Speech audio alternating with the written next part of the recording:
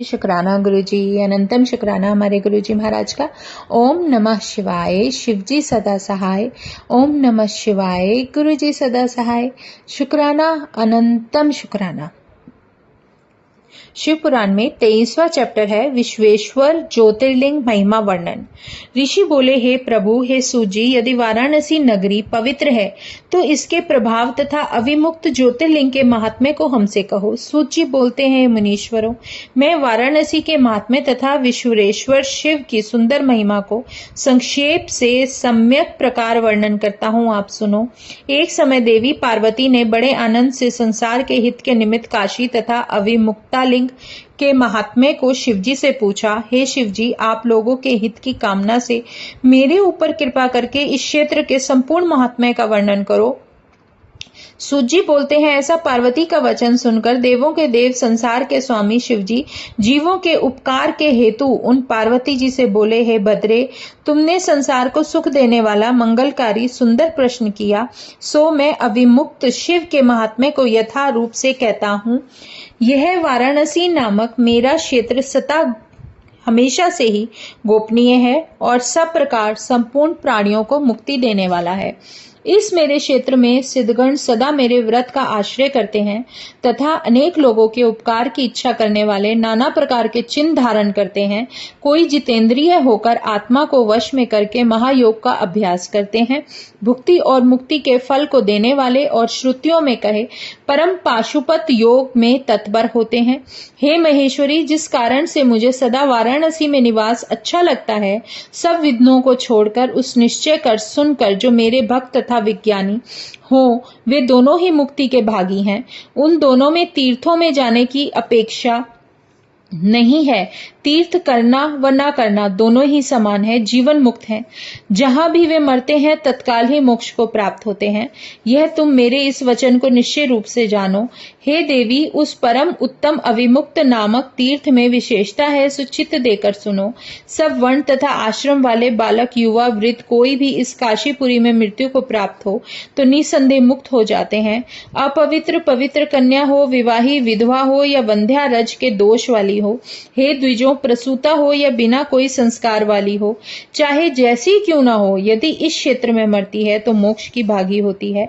इसमें कुछ संशय नहीं है। जिस प्रकार इस क्षेत्र में स्वदेज, स्वेदज, अंडज, उद्भिज व जार से उत्पन्न हुआ जीव मरकर मोक्ष को पाता है, हे देवी, इन क्षेत्र में न ज्ञान की अपेक्षा है, न भक्ति की अपेक्षा है, न कर्म की अपेक्षा है, न दान की अपेक्षा है, न यहाँ संस्कार की अपेक्षा है, न किसी ध्यान की अपेक्षा है, न नाम की अपेक्षा है, न श्रेष्ठ जाति की अपेक्षा है। मोक्ष के देने वाले मेरे क्षेत्र में जो कोई मरता है वह निश्चय ही मोक्ष को प्राप्त होता है।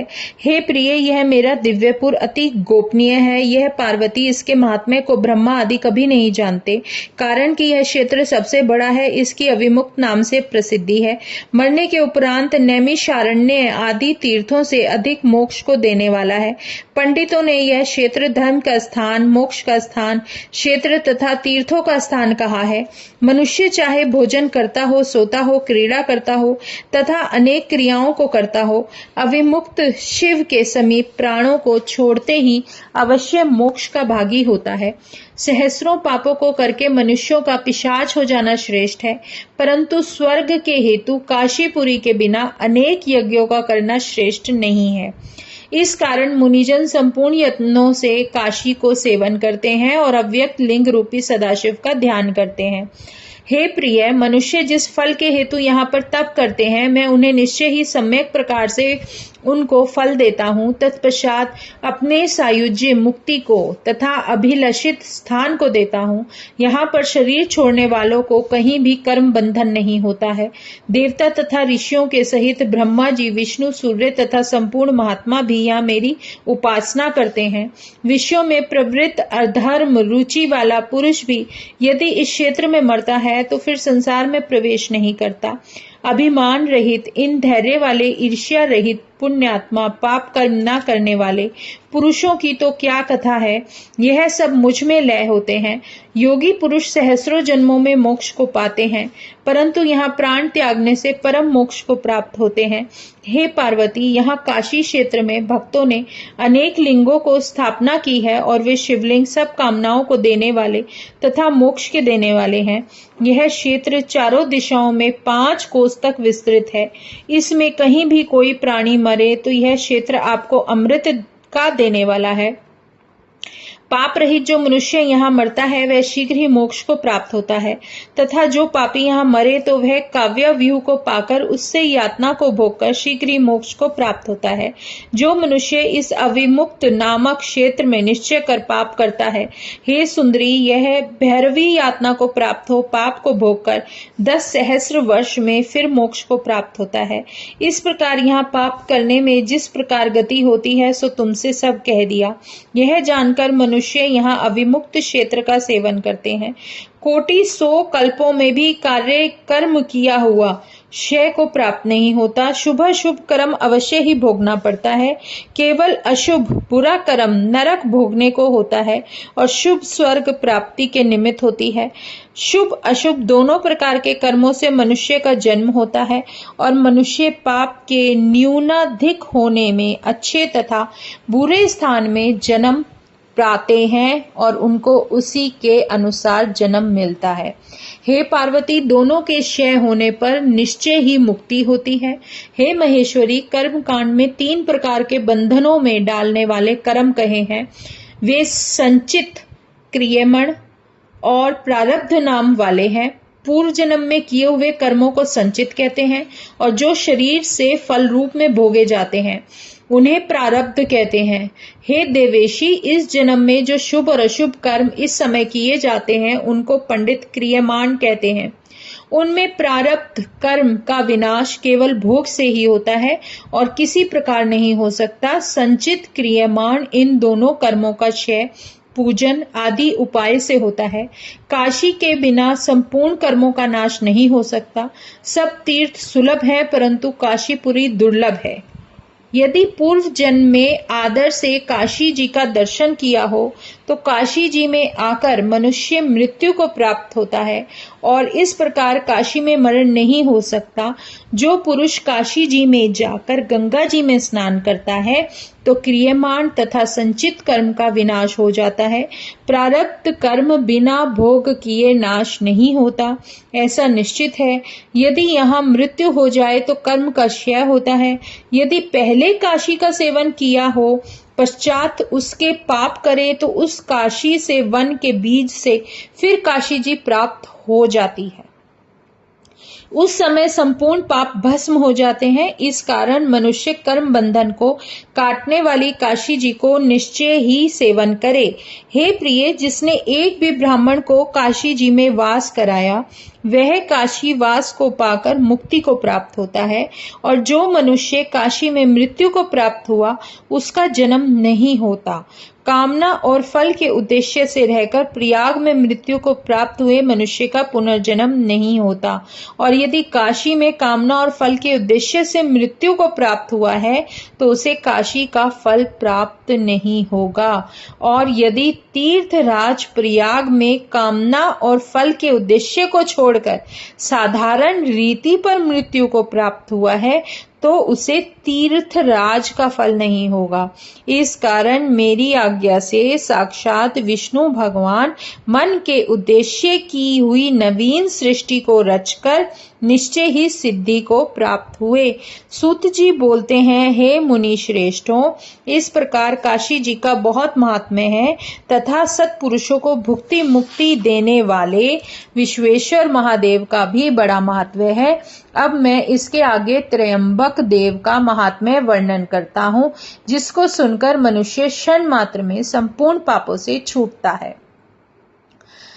अब है 24वां अध्याय, त्रयंबकेश्वर में गौतम ऋषि का प्रभाव। सूत जी बोलते हैं, हे श्रेष्ठ ऋषियों, मैं पापों को नाश करने वाली कथा को कहता हूं, सो सुनो। जैसा कि मैंने श्रेष्ठ गुरु व्यास जी से सुना है, सो आपसे वर्णन करता हूं। पहले गौतम नाम से प्रसिद्ध श्रेष्ठ ऋषि रहते थे। उनकी बड़ी धार्मिक अहिल्या नाम वाली स्त्री थी। दक्षिण दिशा की ओर जो ब्रह्म नामक पर्वत है, वहां उन ऋषि के 10 सहस्र वर्ष तप किया। हे शोभन व्रत वाले ऋषियों, एक समय वहां 100 वर्ष तक भयानक अनावृष्टि हुई। उससे सब लोग दुख को प्राप्त हुए और पृथ्वी पर गीलापन तथा पत्ता भी नहीं दिखता था और जीवों के प्राणों का आश्रय रूप जल भी कहीं दिखाई नहीं देता था। उस समय वहां के निवासी मुनि, मनुष्य, पशु, पक्षी और मृग आदि सब चारों ओर को चले गए।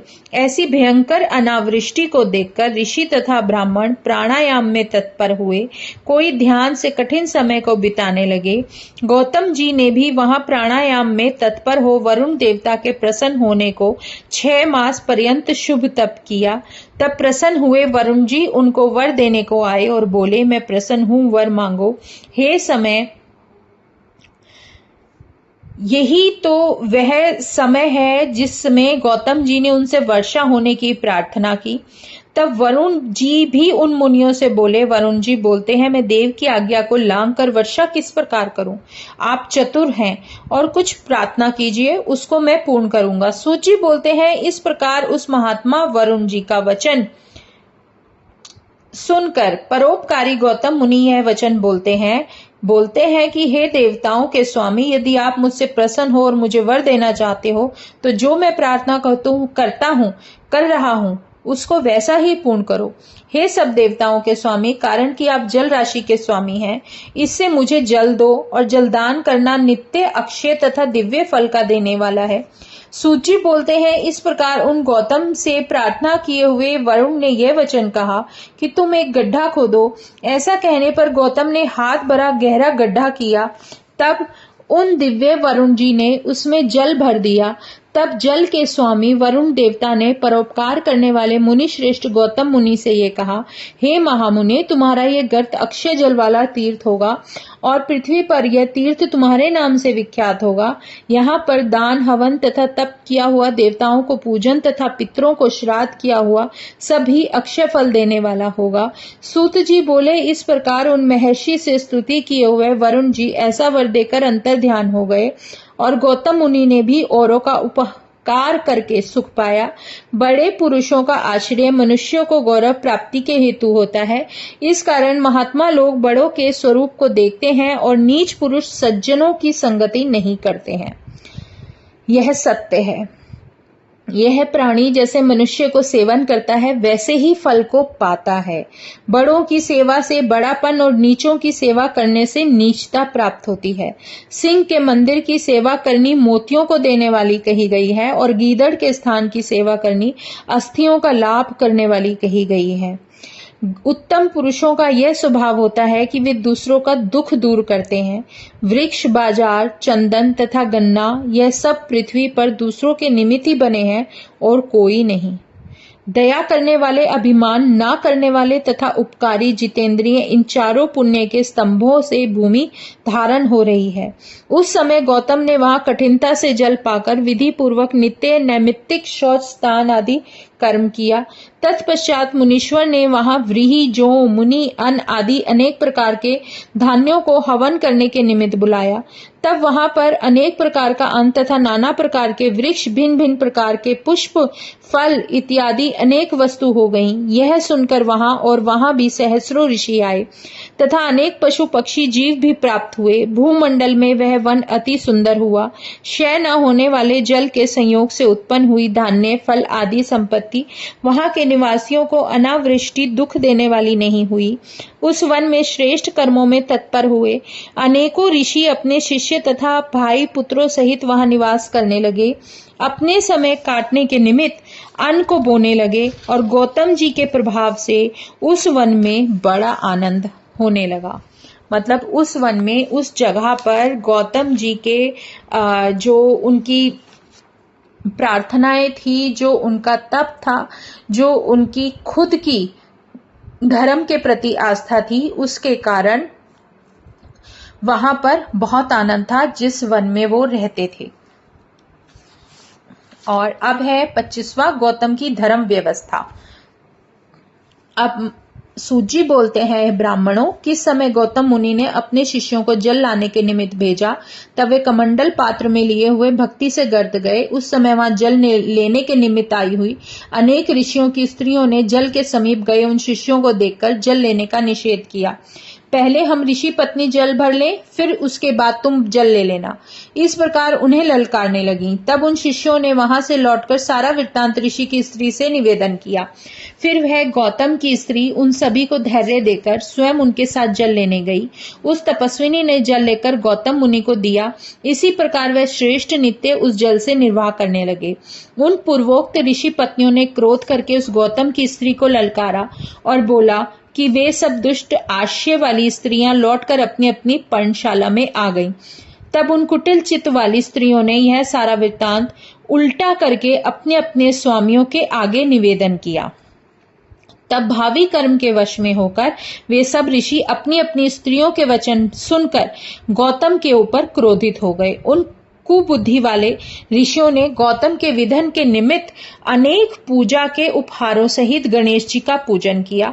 तब प्रसन्न होकर गणेश जी प्रकट हुए और भक्तों के अधीन होकर फल के देने वाले गणेश जी ये वचन बोले।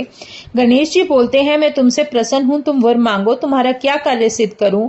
उनका ऐसा वचन सुनकर वे ऋषि बोले, यदि आप वर देना चाहते हो तो ऋषियों से धिक्कार दिलाकर गौतम को उस स्थान से बाहर निकालो, इसी वर को आप पूर्ण करो। सूत जी बोले, इस प्रकार उन ऋषियों से प्रार्थना किए हुए गणेश जी हंसकर बोले और कहने लगे, सत्पुरुषों के गति देने वाले गजानन प्रीति से उन्हें समझाने लगे। गणेश जी बोलते हैं, हे संपूर्ण ऋषियों, सुनो, इस समय तुम ये जो मुझसे मांग रहे हो ये उचित नहीं है। अपराध के बिना उन पर क्रोध करने में हानि है।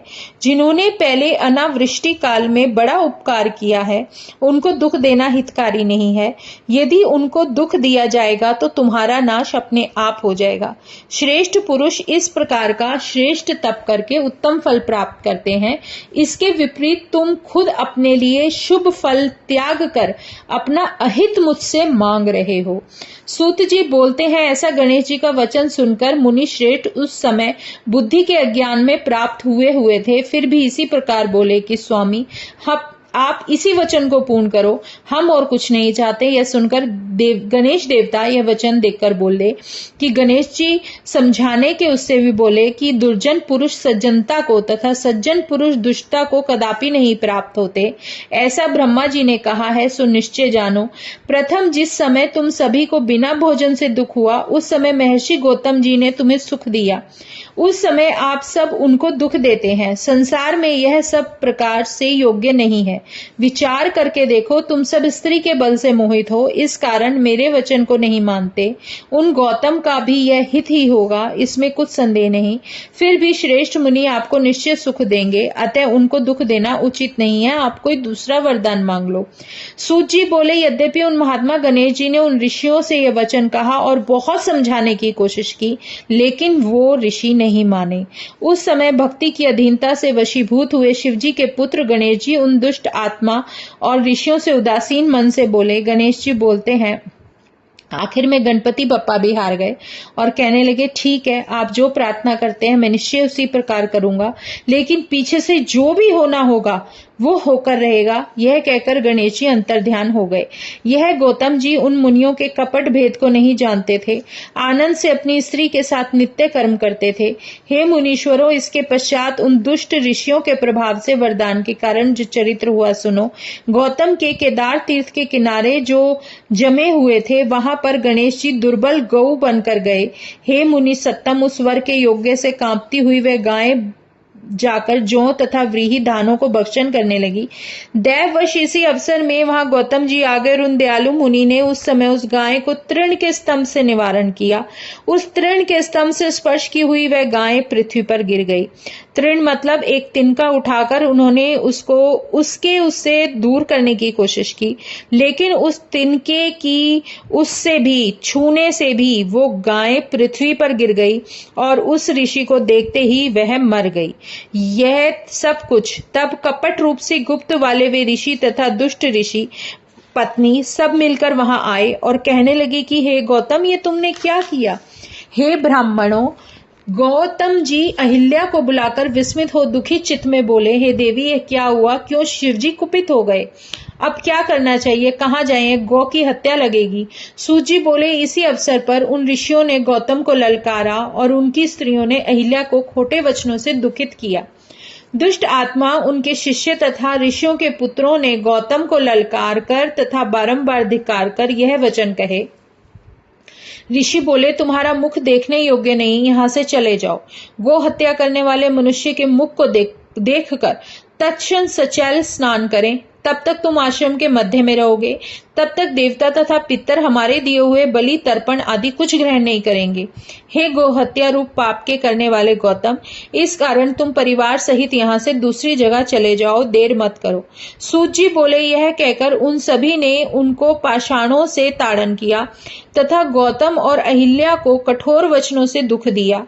तब उन दुष्टों से ताड़न किए हुए गौतम मुनि यह बोले कि हे मुनियों, मैं यहाँ से जाता हूँ और दूसरी जगह निवास करूंगा। उस समय यह कहकर गौतम जी उस स्थान से निकल गए और उनके कहने से जाकर एक कोस दूर पर आश्रम बनाया और वहां रहने लगे। जब तक हमें शाप रहेगा तब तक कुछ करना योग्य नहीं है। दैविक तथा पितर संबंधी वैदिक कर्म में कुछ अधिकार नहीं है। अर्थ मास वहां काट कर फिर उस दुख से व्याकुल हुए मुनि श्रेष्ठ गौतम जी ने उन मुनियों से प्रार्थना की। गौतम बोले, आप मेरे ऊपर कृपा करें और ऐसा उपाय बताएं कि जिस प्रकार मेरा पाप दूर हो, मैं उससे पूर्ण करूं। सूत जी बोले, ऐसा कहने पर ब्राह्मण आपस में मिलकर कुछ ना बोले। फिर उन्होंने इकट्ठे होकर मिले हुए उन ऋषियों को नमस्कार कर विनय के साथ उनसे पूछा कि अब मुझे क्या करना योग्य है। उन महात्मा गौतम मुनि के ऐसा करने पर वे सब मुनि मिलकर यह वचन बोले। ऋषि बोले, प्रायश्चित के बिना कदापि शुद्धि नहीं होती।